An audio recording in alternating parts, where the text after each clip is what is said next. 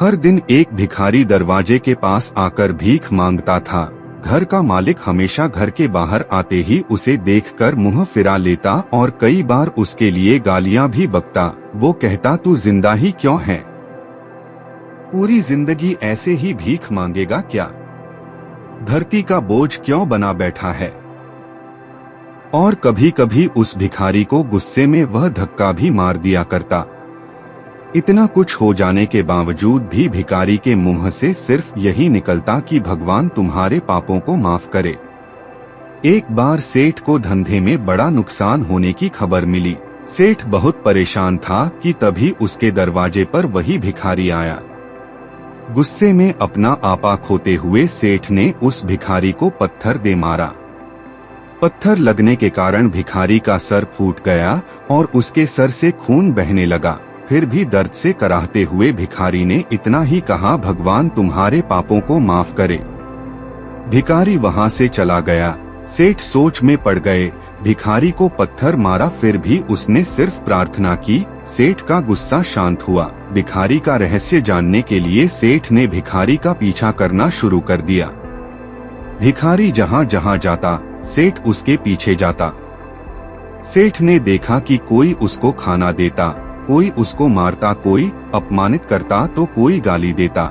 लोग भिखारी के साथ चाहे जैसा व्यवहार करते, लेकिन भिखारी सबके लिए एक ही प्रार्थना करता, भगवान तुम्हारे पापों माफ करें।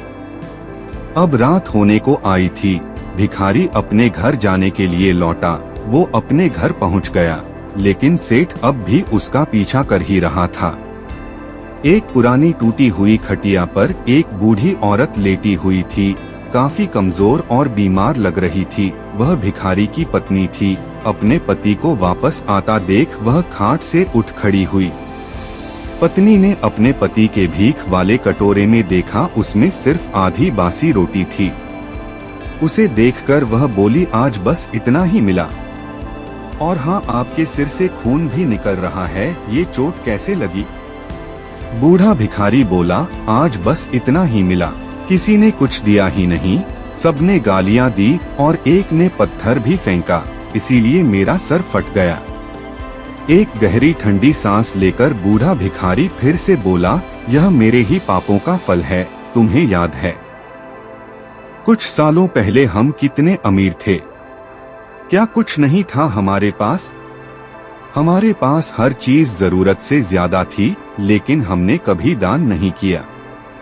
और उससे भी बुरा हमने उस अंधे भिखारी के साथ किया, जो हमारे द्वार पर भीख मांगने आया करता था। बूढ़ी पत्नी की आंखों में आंसू आ गए। वह बोली, हाँ, हम उस बेचारे अंधे के साथ बहुत बुरा करते थे, उसका अपमान करते थे, उसे खाने के लिए रोटी की जगह कागज दिया करते, उसका मजाक उड़ाया करते और कभी कभी उसे मारा भी करते थे। मैंने कभी उसको रास्ता नहीं दिखाया। एक बार मैंने उसके मुंह पर मिट्टी भी फेंकी थी और वह हमेशा दुखी होकर यही कहता कि भगवान तुम्हें तुम्हारे किए की सजा देगा, भगवान तुम्हारे पापों की सजा जरूर देगा। उसका श्राप सच हुआ और हम इस दुख भरी जिंदगी में आ गए। भिखारी बोला, हाँ, उसका श्राप सच हुआ, इसलिए मैं किसी को बद्दुआ नहीं देता। चाहे कोई मेरे साथ कैसा भी बर्ताव करे, मैं हमेशा उसके लिए प्रार्थना ही करता हूँ। मैं नहीं चाहता कि कोई भी हमारे जैसी जिंदगी का अनुभव करे, किसी को भी हमारे जैसे दुखों का सामना करना पड़े। वो नहीं जानते कि वह कितना बड़ा पाप कर रहे हैं, इसलिए अनजाने में हुए पाप की ऐसी सजा किसी को भी मिले, ये मैं नहीं चाहता।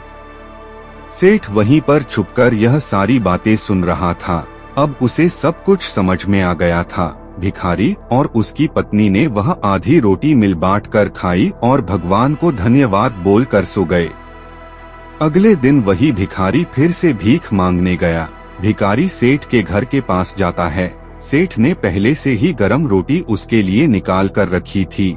उसे देते हुए सेठ विनम्रता से बोला, माफ कर दीजिए बाबा, मुझसे बहुत बड़ी गलती हो गई। बूढ़ा भिखारी बोला, भगवान तेरा भला करे। इतना कहकर वह आगे निकल गया।